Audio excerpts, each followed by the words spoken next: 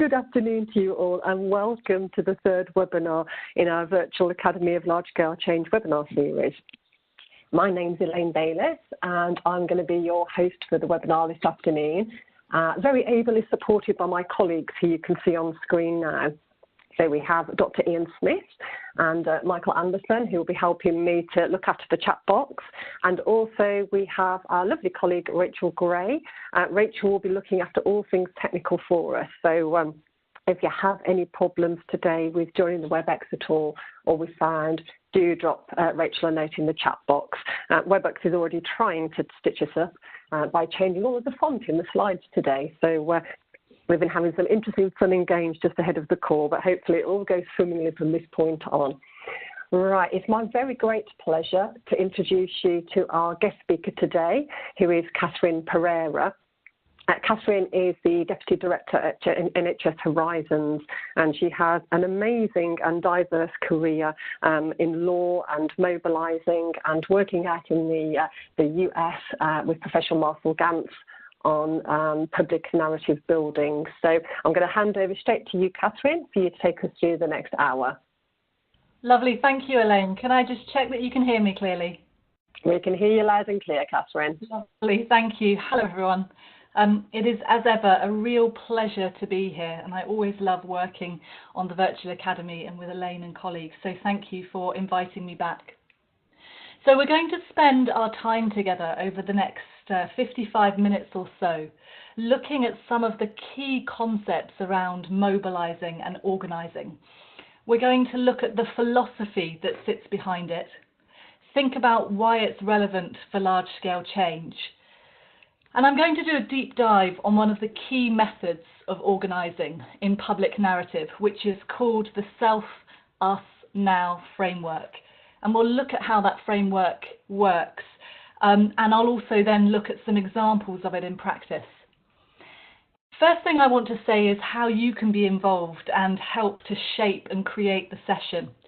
So we do have at the bottom right of your screen the raise your hand icon. If as we're going through, and particularly when I'm pausing, you want to raise a question or a challenge, that's one way to do it. The other way to do it is the bottom right of your screen. You should see a box that says chat. I am a huge fan of using the chat to both have conversations, challenge the ideas, give your own stories, your own examples of this sort of work. And I'll be pausing at least 3 times during today's webinar so that we can hear back from what you've been saying in the chat. And reflect it back into the shape of the session. So please do be an avid user and get using that to make it happen. And Rachel will be doing her tech magic behind the scenes so that we can bring that in. So we're going to start off with a poll. We're going to do it by an annotation tool. So you'll see the annotation tools, and I think Rachel and Elaine can point us to where these are in a moment as part of WebEx. But what we're going to do is answer this question firstly. How confident at this point in time do you feel to mobilise or organise for change with others? How confident do you feel about your ability to do that?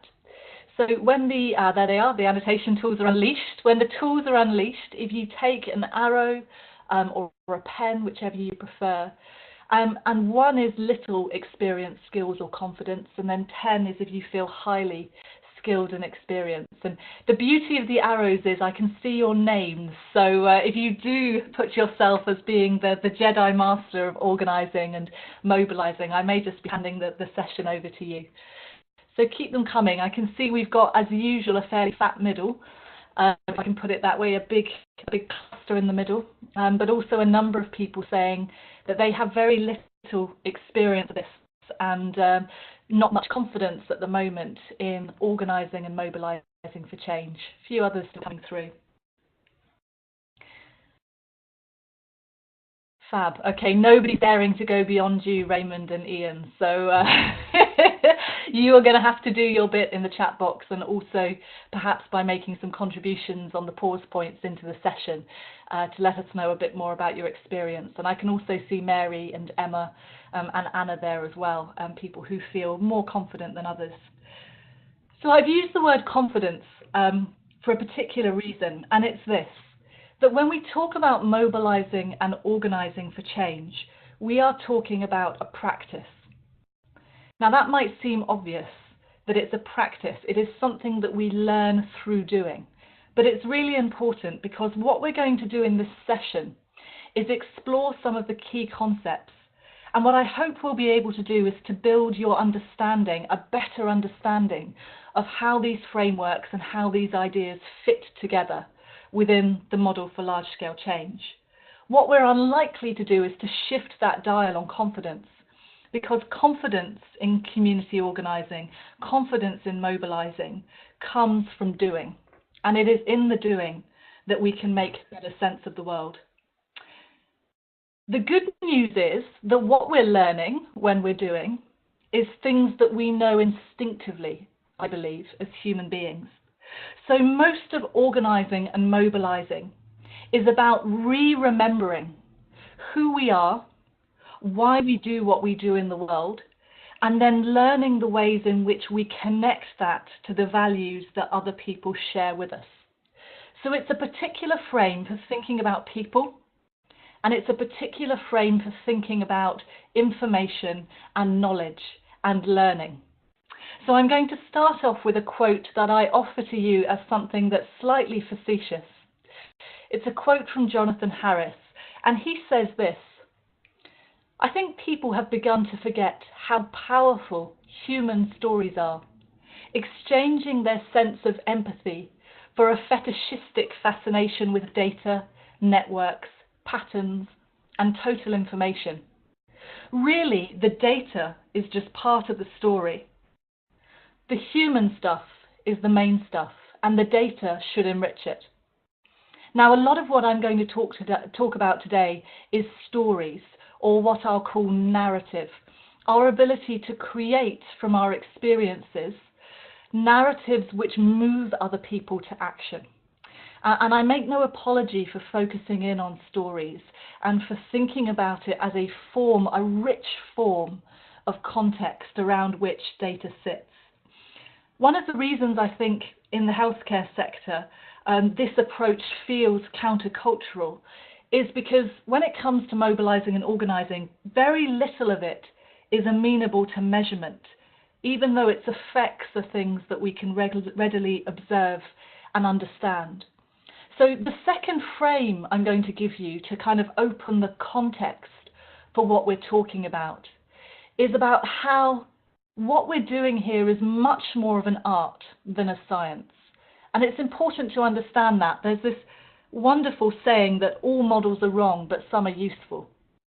So we are very much in the terrain here of useful models, which take the essentials of the human condition and try to learn how we can apply that as a practice in our work. So Sue Tibbles says this. She says that pursuing social change is much more of an art than a science. There's no fixed model, no curricula, no rules, no guarantee. It's about reading power, building relationships, framing issues, honing messages, mobilising supporters, bringing pressure to bear. And all of this in an increasingly complex network society in which assumptions that held even a year ago no longer hold. So that's our context, that's our challenge. And for me, it's a challenge that I feel very personally. So my background before I came into the NHS was firstly in law. I was a barrister, the whole wig, the gown, doing public law, working in the employment tribunals. I represented political parties, banks, government, and lots of individuals. I did cases representing women who'd been sacked because they were pregnant. I did cases representing local authorities who were being sued en masse by women for what was alleged to be unequal pay. And I loved the ideas behind the work. You know, I come from an Irish family where law is a big tradition in my family. My grandmother graduated the top in the whole of Ireland in the 1930s in her law exams. And she worked her whole career as a legal secretary because nobody would employ a Catholic or a woman to do that sort of work at the time that she lived in. So, you know, for me, the power of law and the power of righting wrongs through practicing law was an intensely personal story and a personal journey. But the more I did that practice, the less satisfied I felt about how I was spending my time. I often felt like I was just moving a process around. You know, I was litigating things as though they were black and white, when actually most of our lives is shades of grey. I remember the last case I did before I decided to quit the bar and find a new career. I was paid by a bank to represent them. They had sacked a woman in circumstances that were pretty shoddy, but they weren't technically unfair. And she was asking for a small amount of money, £1,000, to settle that case that had cost her her entire career. Rather than pay her £1,000, they paid me £1,000 to represent them in court and to have her claim knocked out on a technicality, which is what I did. I showed up at court on the day of the case, my papers prepped, my wig and my gown in hand. I went to the waiting room and it was empty except for one woman, a small woman, sat in the back of the waiting room on her own, and that was the claimant. I sat next to her and we got talking, and she told me that she had lost her house because of the strain that she was under financially. She'd lost her marriage because of the pressure that she was under, and she was unwell. And as I sat there and I started to explain to her what was about to happen and why she was going to lose this case on a technicality, she smiled at me, reached over, put her hand on my knee, and she said, "It's okay, you're just doing your job." And I remember that moment as a wake-up call. And it doesn't matter how many times I think of it, it always catches me. Because she was right. I was just doing a job. I was just going through the motions. And who on this call, who works in the public sector, who works in public service, does it to just be doing our job? Who here wants to just be going through the motions? And that very same day, I went back to my chambers. I sat down. I wrote my resignation letter. I handed it in, not having a clue where I was going next, but knowing with a renewed conviction, a renewed urgency, that I wanted to make some different choices. So what I started to do was to get involved in activism, in organising. I ran an organisation called Movement for Change, which worked across trade unions, the Cooperative Party, local political parties. And I met some people who inspired me with the sense of what we can do, small and big, every day, to move other people to action. People such as Stella Creasy, people such as Joe Cox. And let me include this quote from Joe because I think it sums up the essence of what we're talking about here. Joe believed in a better world, and she fought for it every day. So that's the last piece of context that I want to give to our session today. This is about reconnecting with what we do every day to inspire movement, emotion, motion in other people so that they can move to a new reality. And this is why I believe it matters, because often, so often in the healthcare system, we focus on what we do, the intellectual energy, the physical energy, and how we get it done. And we neglect to think intentionally about why we do it, the heart, the narrative, the motivation. And the root of the word motion is emotion. You know, we talk about films and songs and say how they moved me. What it is, it's that link to emotion that can move people to have the courage to take action.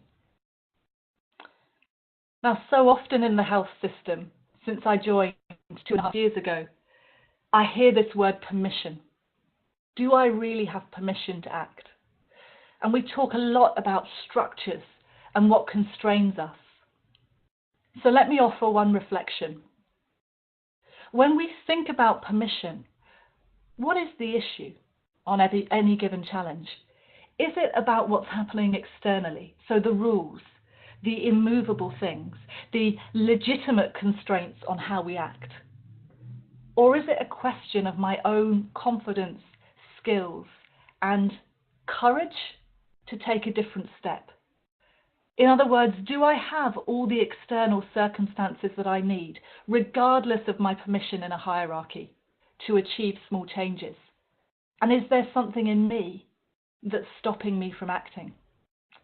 And it's this question that we're going to spend the next 40 minutes exploring and looking at some tools that can help us personally and also our teams to think it through.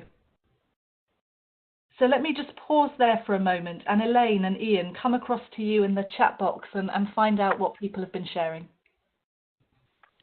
Brilliant. Thank you, Katherine. I think that open has really landed quite powerfully with people. So there's a number of people saying how thought-provoking the opening session has been, and Mandy's saying, actually, this is really inspiring. So you're getting people thinking.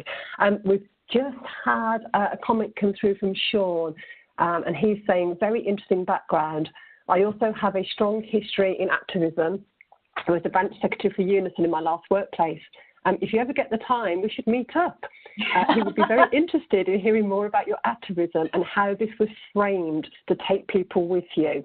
And I think that's the key bit, Katherine. How are you using those different frames to take people with you? Would you like to expand on that? Yes, thank you for that, and thank you for the comments. I appreciate that. I think this gets to the nub of it. So very often when we do training or have discussions around mobilising and organising, I'm concerned that the message that people are left with is that this is just about stories and narrative. That is a critical element of this, but narrative in an organising sense only works when it's allied to action. And what we're going to look at is a frame, which is called the SelfUsNow Frame, that is a three-part process, both for crafting stories that move people, but also for thinking about how to plan a strategy, even on tiny changes that you want to make, that is going to move people to come with you. In community organising, we have lots of maxims, but one of my favourites is this. Action is to organising what oxygen is to the body. Action is to organising what oxygen is to the body. In other words, we need it to breathe, and we need to be taking small actions on the basis of the narrative and not just relying on the narrative itself. Now, before I come to that, I want to just offer you one more idea. Some of you may have seen this, but you may not. I want to make the link between this and the context of organising and mobilising. So this is a frame for thinking about power. And when I use the word power, I mean our ability to act. So the great philosopher Bertrand Russell talked about my ability to achieve purpose. Martin Luther King talked about power as one's ability to achieve purpose in circumstances of uncertainty. So it's a neutral idea. It can be used for good or evil. It's simply the ability to take action. And this frame comes from political campaigners Jeremy Hymans and Henry Timms. And earlier this year they published a big book called This Is New Power that gives lots of examples, including NHS examples of how this works. So what they say is this.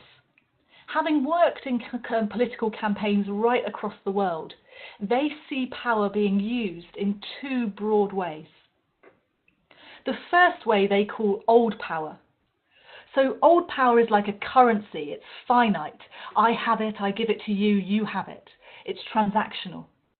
It thrives in environments where the networks are quite closed, so that the power is held by a few people. That allows things to happen swiftly. It allows mandates to be in place. It allows command and control, which can be used to great beneficial effect, or not.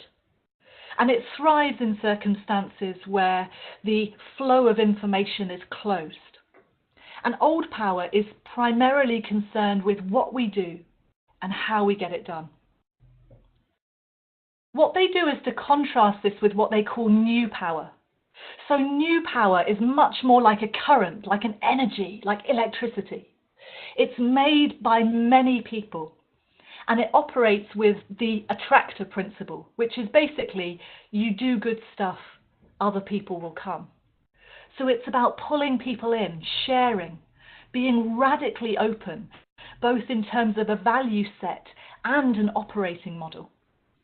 And crucially, it's about relationships. So it's about who we are and why we do what we do, much more than it's about transactions. What they say is not that one is good or one is bad, not that one is dominant and the other isn't, and certainly not that one will be replacing another at any point. But what they say is that the most effective leaders have an understanding of both these spaces. They see it as a spectrum. They are ambidextrous. They're able to use both. Now, I find this a really interesting idea.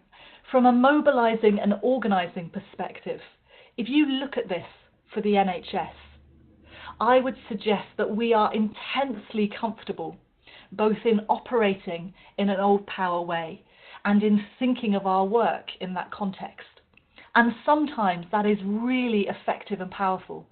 You know, the example I always give is if I go to A&E, I don't want it organised like a movement. Right? I want people who are knowing what they're doing, operating clear procedures and getting it done. At the same time, in our context, our ability to understand new power, to harness it, to mainstream it as part of the conversation of how we think about change is so underdeveloped. And that's a massive opportunity for all of us who aspire to lead, to take leadership roles, whether it's in our teams or more widely in a hierarchy. Because in the century that we're entering, new power is much, much more of a reality of how most young people live their lives, how they think about brands, how they think about the relationship they want to have with their public services. And so our ability to operate across both these worlds and draw on tools from both sides of this polarity, this paradox of power, is really important. So again, I'll just pause there and see if that's raised any thoughts or challenges before I move on to the model of SelfUsNow. Thanks, Katherine. So we'd like to invite you at this point to just pop any comments you have about old power, new power into the chat box. Whilst we give you a few seconds to do that, there's a question that's just come into the chat box just before you posed that challenge to everybody, Katherine, and it was from Pip, and it's talking about personal resilience. And she's really keen to know from yourself and from the WebEx community today how colleagues remain resilient whilst training to help deliver change within a culture that she's saying seeks to block or limit you from doing it. Do you have any thoughts on that, Katherine? Yeah, I think it's a good question. So one of the things that the team I'm in, NHS Horizons, does is to lead the virtual school for change agents. So it's a 5-week course that happens every summer that is open to anyone in the world. And it's really about how do we change the world. And we look at different models for change and we give people tools for thinking about it from an activist perspective. And Elaine, the question we get asked about most is resilience. And if you look at the number of thousands of people from the NHS who download the materials, it is always this question of resilience that comes up. So I think there's lots of ways of thinking about it. From an organising perspective, your first question is never, what is my issue? It's, who are my people? So let me just explain why I think that's relevant. I think often our feelings of loneliness in the face of wanting to make a change can be based on the fact that we feel the pressure on our shoulders, that we feel it's up to us. And it's a personal responsibility to either shoulder things for the team or keep it going. In organising, we say that unless we're able to get a coalition, an alliance of people who have the same self-interest as us, the same thing that they're passionate about changing, and to design with them in really small ways what that change could look like. So what would it mean to do team meeting differently? What would it mean to use a new power lens for thinking about how we design a rota? Or you know, how we design the tea run? It doesn't matter. These small changes build confidence. But always we start with the question, who are my people? And how am I going to connect with them in a way that makes this change meaningful for them? Just that different way of looking at things, that process, can build our energy for change, which can sustain us, rather than thinking about it as something that I need to be resilient to make happen. Yes, change starts with you, but it only takes up when it moves from me to we and becomes a collective effort. And it's through that collective energy of relationship that we can find one source for building resilience. Now, that's not a complete answer, but it's just a way, a lens of using community organising principles to think about resilience. What are others saying, Elaine and Pip, in the chat box? What are the suggestions? Oh, we're getting lots of comments now, and really rich comments coming in. So Emma's just commented, I think that services are often delivered under old power models whilst we commission them under power dynamics. I'm not sure if that's a typo. You meant to say something different there, Emma. So there is a difference and conflict from the outset between how commissioners and providers are seeing the world. So what I think she's saying is we deliver under old power, but we commission under new power, and then there's a tension. Okay. And a really interesting comment from Brian saying, I found it to be both, a true mix of old and new power playing together. The genius of the and has been a reality in making sustainable progress. So he's seeing how the two can actually work in some form of cohesion. I think that's right. And I use the word, it's a bit jargony, so my apologies for that, but I use the word polarity, which all I meant by that, Brian, which is linking to your point, is that this is a paradox. You know, this isn't a problem to be solved. It's not old power or new power. It's about thinking more deeply about people and what drives us to act or not, and in that process starting with ourselves and really trying to connect with not why we want to make a functional change, but what makes me tick. Why am I doing this work? And even taking those small chances just to check in and reflect can be powerful in itself. Elaine, I'll just offer one final thought on resilience. So one idea that I've been thinking about recently is, what if we were to think not about resistance? You know, so many people talk about their resilience being tested because they come up against resistance. What about, instead of resistance, if I thought about reactance? So not why are people resisting, but why are they reacting in that way? And having genuine curiosity about why people are reacting in the way that they do. So again, another organising maxim. In community organising, we say that the purpose of every action is to get a reaction. The purpose of every action is to get a reaction. What we're trying to do is to get reactions from people in order to better understand the world as they see it. So that might be someone in power who we want to make a change, a decision maker. Let me stay curious as to what it is that is provoking the reaction. And I'm curious as to what others think about this, but for me, as soon as I start to reframe what I previously thought of as resistance into this idea of reaction and action and reaction, to learn more, to explore, and to become more effective at getting people on my side, a whole new set of possibilities opened up. So I'll just check back in with you on that, Elaine, before I move on and see if anybody wanted to add anything. Yeah, I'm just going to come in with a personal comment, if I might take that luxury, Katherine, because that fits incredibly well with what we teach on the large-scale change masterclasses that we run as an adjunct to this webinar series. And there's a question that we pose as part of that masterclass, where we say, if you're getting resistance to change, don't ask yourself, what is it that people don't get about me? Look in the mirror and say, what is it I don't get about them? And I think that really goes to your point about trying to understand reactions and why you're getting the reactions that you're getting. It's a common connection across the two, I think. I'm going to come to Ian to see what's coming up in the chat box in terms of Katherine's point. Ian, are you picking anything up?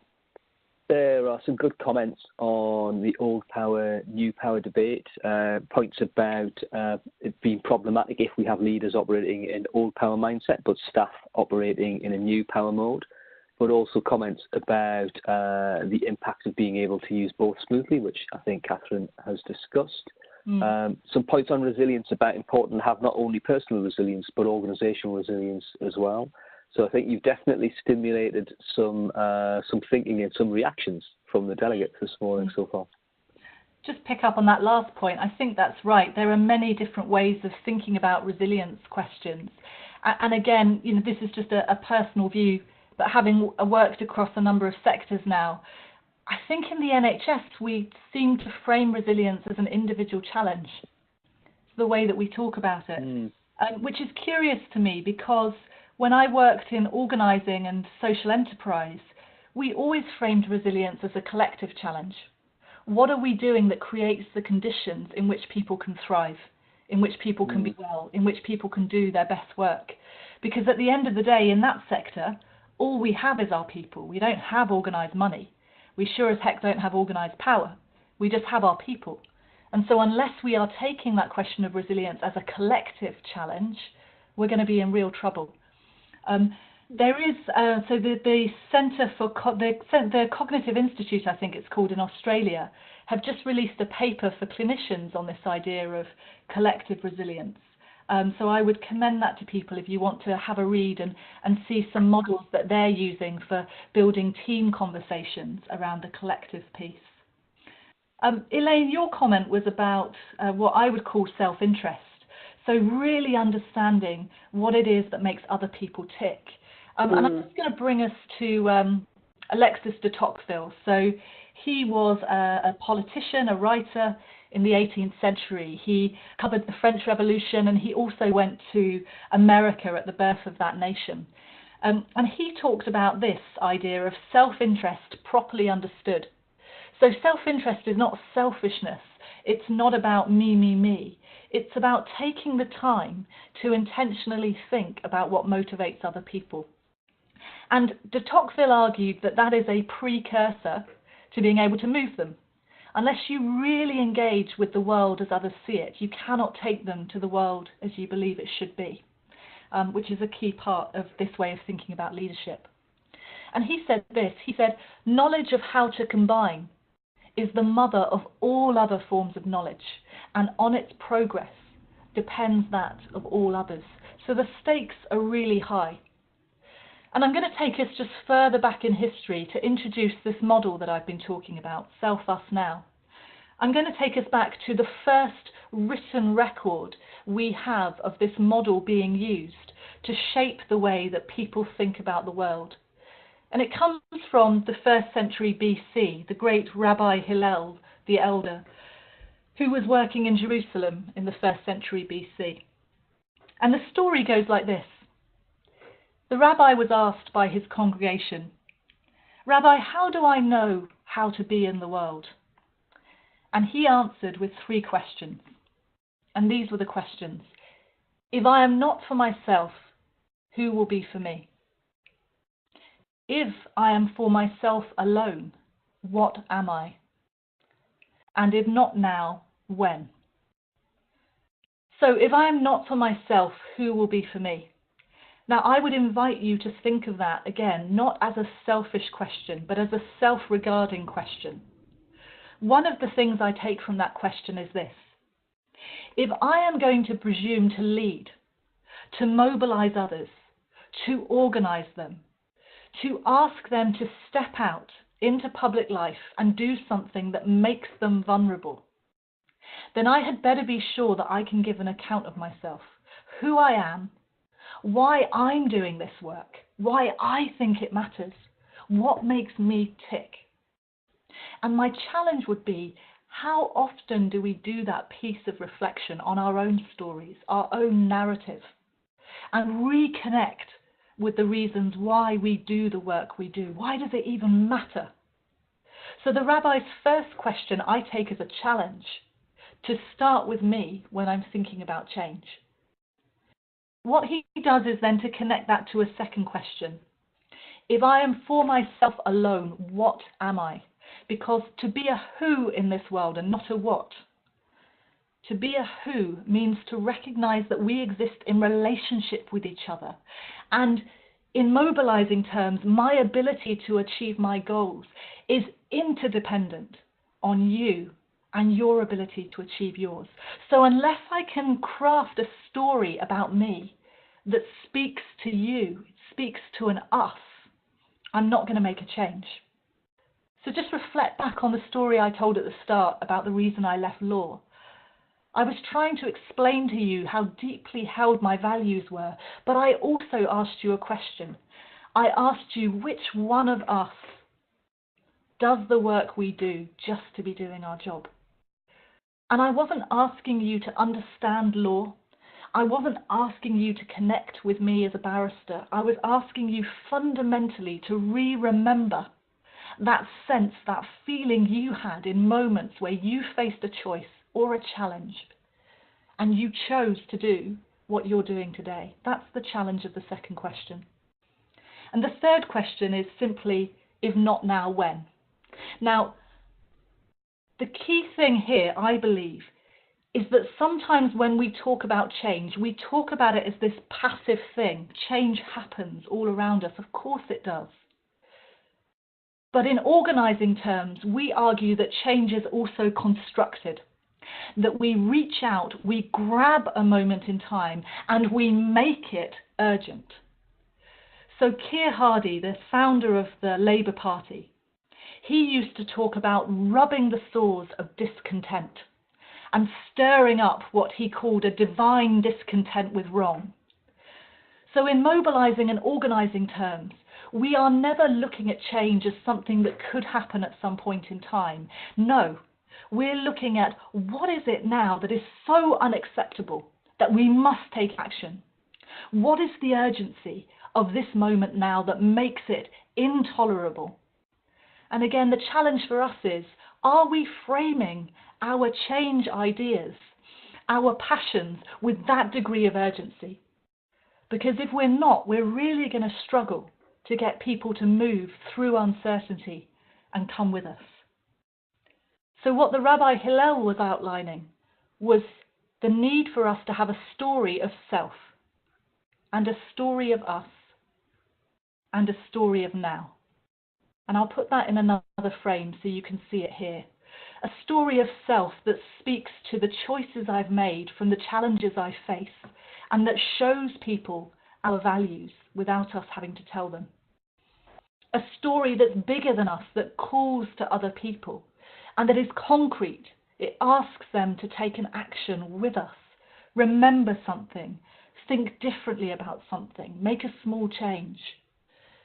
And a story of now, a story of what Martin Luther King called the fierce urgency of now to make a change.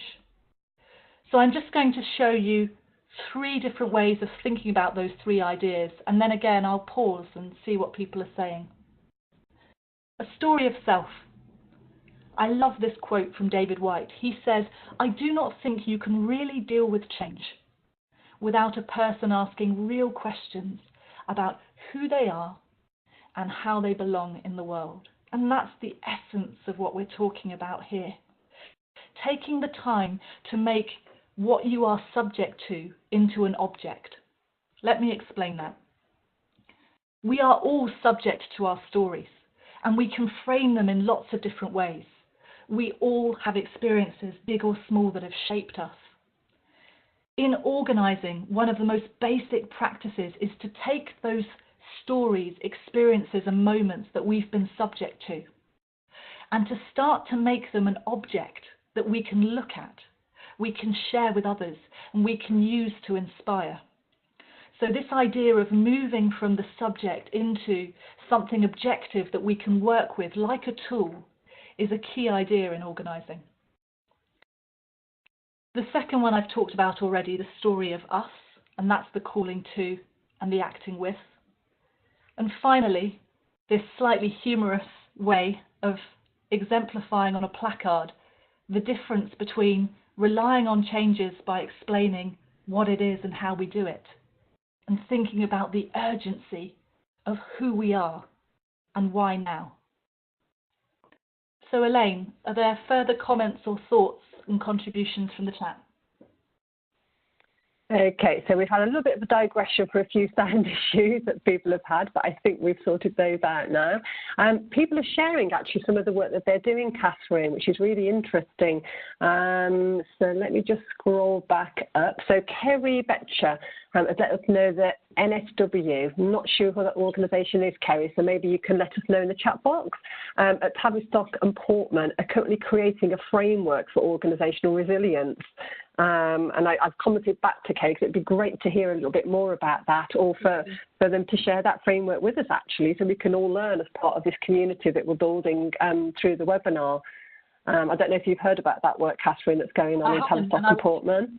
No, I haven't, and I'd love to. And as an aside, as we start to build the curriculum for the school, the virtual school next year, I would love as many examples from our NHS community as I can get. So I'm grateful for you to share. Yeah, thank you. Ian, what are you picking up just while I scrolled up to that one? 1 second. There was a point from Anna about not confusing old ways with wrong ways, which I quite liked, and pointing out that that things move on, people, environments, technology. These things change and can have impacts upon how services operate, and it's not that they are wrong, but things have evolved, and the circumstances have evolved around the processes that we've had. I think that's an interesting point. There's if I link back to the Rabbi Hillel, again, another thing that he is well known for is talking about that dynamic. So was that Anna, did you say, Ian? Yes, Anna Lunch sent a few comments, useful contributions in the chat today. So thanks, Anna. The Rabbi Hillel, one of the things that he talked about, and again, it's used in community organising as a way of thinking about this dynamic. He talked about the story and the law. So he said that the law exists to right wrongs. And if we think of law as the process, the structure, it codifies and enables a kind of collective moment of recognizing and then rectifying wrongs. But over time, the story on which that wrong was based can be forgotten. Because as you say, people move on, the circumstances evolve. And at that point, the rabbi said, we go back to the story. And we reassess it, we reimagine it in order to understand how we perceive wrong in the world today. And that enables us then to create the law, the process, and so on. So it's a really good point to look at the dynamic between these two, whether it's old and new power and the spectrum there, or whether it's how we can be liberated by but also constrained by structures of the past. So the great professor at Harvard University, Roberto Ungo, he talks about us being ruled with tyranny by the dead. And what he effectively means is that structures are put in place that stay static even as we as people change. And part of this work is about reconnecting to the stories so that we can make those structures anew. So slight diversion, sorry there, but it got me thinking. No. I really like that, Katherine. And I love a comment we've got in the chat box as well from Lindsay Bell. So Lindsay has said the current slide that we have on the screen now about what do we want, evidence-based change, when do we want it, after peer review, which I think is hysterical, is particularly pertinent to the NHS, where clinicians are focused on evidence, but new ideas, new models and new ways of working sometimes need people to just take a risk and just try it. Yeah, good. And I think also, you know, the other thing is, if we're going to be effective and work across both sides of this, this is another paradox, isn't it? Because none of us who have a passion for activism and social change would say that we want it to be based on anything other than evidence. I think it's the slide that I shared at the start, which says we need to be more comfortable in the NHS with challenging a narrow conception of what data is, just as we need to be comfortable at challenging a narrow conception of what evidence is, and thinking more creatively about what the case for change can be. So let me just move us on to looking, we're kind of coming up to the last 10 minutes or so of content, and I want to just make this real because I'm aware that it's quite conceptual. And I'm going to ask Kate Grainger for some help with this because she's one of the most inspiring activists who's led substantial change in the NHS in the last 20 years, and her own words really put it beautifully. So it's two examples for thinking about this model. For those who don't know, Kate Grainger was a junior doctor. She founded a movement called Hello, My Name Is, that millions of people across the world and in the NHS took part in, and it raised hundreds of thousands of pounds for charity. The story of how she came to do that is inspiring and challenging in equal measure. Kate was very unwell, and she had had a relapse in her symptoms, having previously been treated for cancer. She described the moment that she went to get the test results for what she was experiencing as a relapse of symptoms, and she said this: "If you can put yourself in my position, I'm 29 years old, I know I've got cancer, I think it's confined to my abdomen. I'm in a side room, a junior doctor comes to see me, I'd never met this doctor before. He came into my room, he sat down in the chair next to me and looked away from me. Without warning or asking if I wanted anyone with me, he just said, 'Your cancer has spread.'" And what Kate described was how shocking that moment was, and how, despite everything that happened with her new diagnosis, this moment really stuck in her head because of the lack of dignity she felt it gave her as a patient and as a person. And she went home and told her husband Chris about it, and after a couple of days he basically said, "Kate, put up or shut up, do something about it or stop moaning about the way you were treated." And what she did was very simple. She sent a tweet that says, "I'm going to start a campaign and I'm going to call it Hello, My Name Is." And Kate's story of us was, it's simple. It's something any of us can do. Patients are people, and we should treat everyone we look after like a member of our own family. She called on us to introduce ourselves always by name when we're dealing with people in our job. And the speech that you see on the screen here, this comes from a talk that she was giving to young students in 2014. And Kate said this in terms of urgency: "Look, if we get these simple things right for students now, it bodes well for the future of healthcare." So it's a beautiful example of self, us, and now at play. It's also an example of taking an issue which feels large and complex, the dignity of human beings in clinical settings, and makes it very simple. She gives us an action she gives us an idea which is actionable, which requires us to connect to other people, and which is adaptable. We can have Hello, My Name Are lanyards, we can do it on special awareness raising days, we can talk to people about it, we can campaign on it, we can shape this idea of Hello, My Name Is in lots of different ways. So it's a simple frame really, A, B, C. Is it actionable, my idea? Is it connected? Does it require me to connect to other people? And is it extensible? So ACE, sorry, not ABC, an ACE framework. Is it ACE? Is it actionable, connected, and is it extensible? Can people adapt it and shape it and move it for themselves? And I would suggest that Kate's campaign is one of the best examples in healthcare. Second example, classic one, difficult to avoid because it's so beautiful. First time we ever saw Barack Obama on an international stage as a young senator, introducing the presidential nominee for the Democrats at the 2004 Democratic Convention. And he said this: "My presence on this stage is unlikely. My father was a foreign student, my grandfather a cook, but he had larger dreams for his son." Story of self.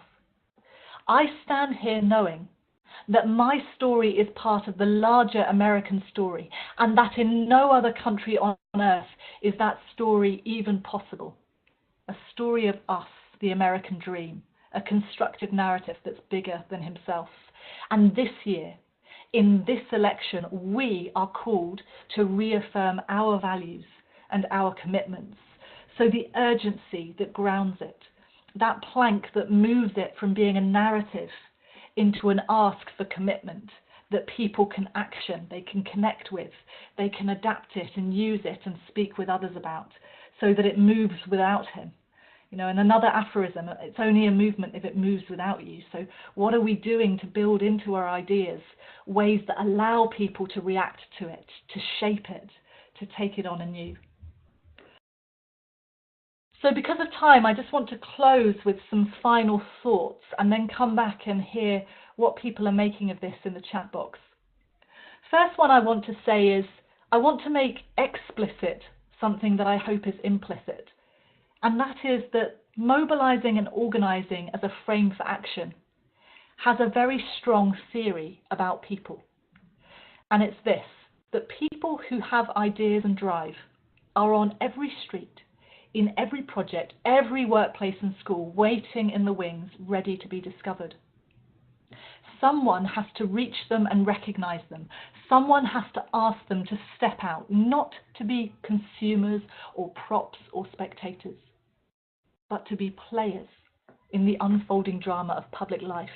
And that someone, in organizing terms, is what we call a leader or an organizer.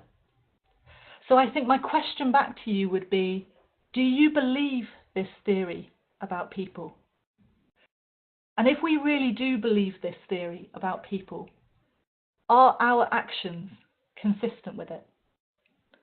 Do we, in big and small ways, in the ways that we think about our teams, our patients, their families, do we have this lens for how we think about people? It's also a different set of theories around how we think about networks and relationships.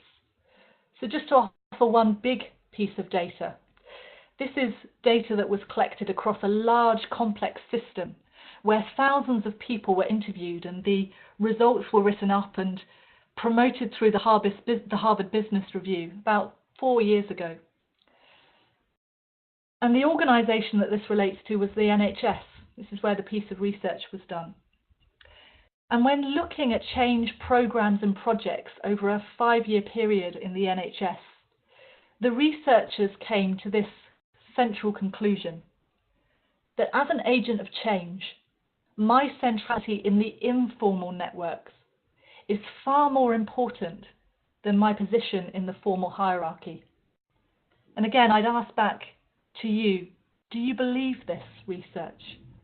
Does it hold true with your experience in the NHS? And if it does, what are we doing to create the conditions in which people can use and build and thrive through their informal networks? So final thought that links to that, because I think it's important. I suppose what I'm asking us to do is to think differently about success in large-scale change. So if we go back to the old power model, you know, often we think about change as physical energy. What did we get done? Intellectual energy. Can we evidence it? Can we measure it? Can we prove it? And I use those words with heavy inverted commas. In community organising, we have additional measures of success, and there are 3. They're these. Yes, did we accomplish the goal that we were trying to accomplish? That's critical. But sitting alongside it, did our community grow stronger? Did we create capacity, new ability to act, the ability to act that we didn't have before? And did individuals who were involved learn, grow, and develop their capacity to organise with others? And we hold those 3 measures of success in parity with each other.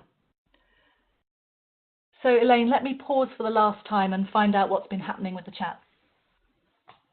Thank you, Katherine. So yes, we've had a couple of comments in on that already, and we'll invite folks to carry on putting their comments in if you still have something to share.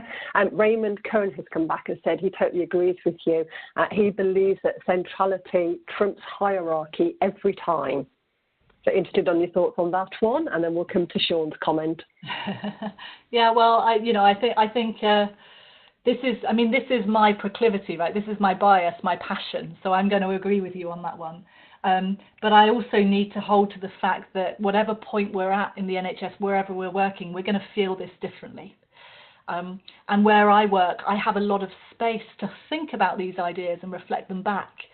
But I also work with colleagues in the ambulance services, on the front line in urgent and emergency care, where they have to work a lot harder to get the space to think about this and apply it. So I want to honour that as well. Yeah, I think that's really important, isn't it? Because there can be a real tension there.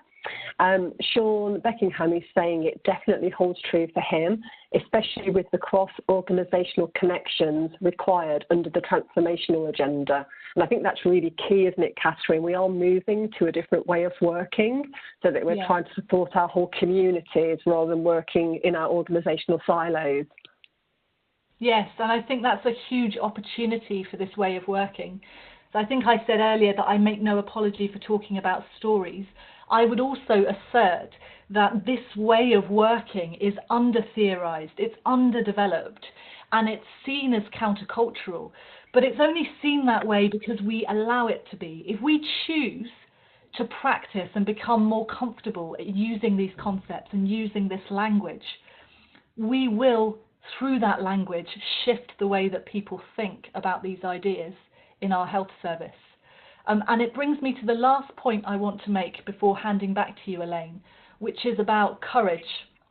So this is an art installation that I love by a guy called Adam Katz. And what Adam did was to take 1,500 small plastic toy soldiers and stick them onto a glass wall. And if you look really closely, you can see the individual soldiers. But when you zoom back, he says, all of my good ideas are battles. And nobody ever just accepted an idea because it was self-evident to me. As Huxley said, new truths begin as heresies. And it takes not just leadership from individuals, but crucially, leadership from those who follow them, who apply it, who make sense of it, in order for us to shift a culture over time. So I would leave you just with the thought of courage and thinking about where can you, in one-to-ones, maybe on a stage, maybe in a team meeting, tell a story that you've never told before? Where can you share an idea about who you are and then see what reaction you get and see what you learn from that reaction? Because activism can be a really lonely business, and sometimes it can feel that no one acknowledges us. And even just taking those small steps can be the first way in which we build our confidence.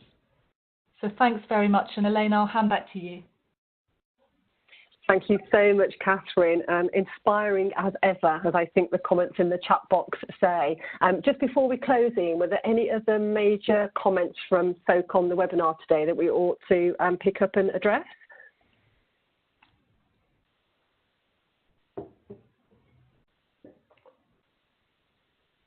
Ian, I think you're on mute at the moment. I am indeed on mute. There are a couple of closing comments from people about hierarchy and structure. Some have quite strong views on some of those things, that hierarchy doesn't bring about positive change or cohesive team working. Other thoughts around about it doesn't matter what your position is within the organisation, there are still those who can and do shine as being leaders. So I think we've struck a chord with folks today, Katherine. Thank you very much. Super, thank you, Ian, and thank you so much to everybody in the chat for engaging in the conversation today. It always really brings these webinars to life when we can have a collective conversation. So just going to tee up how you can carry on connecting. As I'm sure you'll know now, if you've been on previous webinars, we do have our Virtual Academy of Large-Scale Change collaboration space available. And through this, we'll be sharing with you all of our slides and the resources that sit behind these webinars. Anybody can join, so please do click through to the NHS Lit Workspace, and if you have any issues joining at all, Rachel and colleagues can help you out. Okay, so please do go there.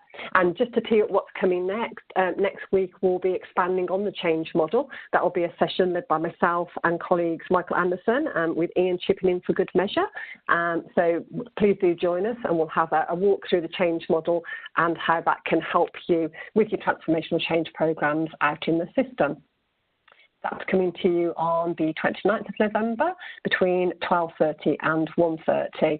And Rachel's just popped the registration link into the chat box for you if you haven't yet had a chance to register for that session. Okay, so that just leaves me to say a huge thank you to you, Katherine. Fantastic presentation as always. You are so knowledgeable, and we always learn more from you every time, no matter how many times we hear this session. So massive thanks to you. Huge thanks to our audience. And yeah, have a great afternoon, everybody, and we'll hopefully join you all again next Thursday. Bye-bye now.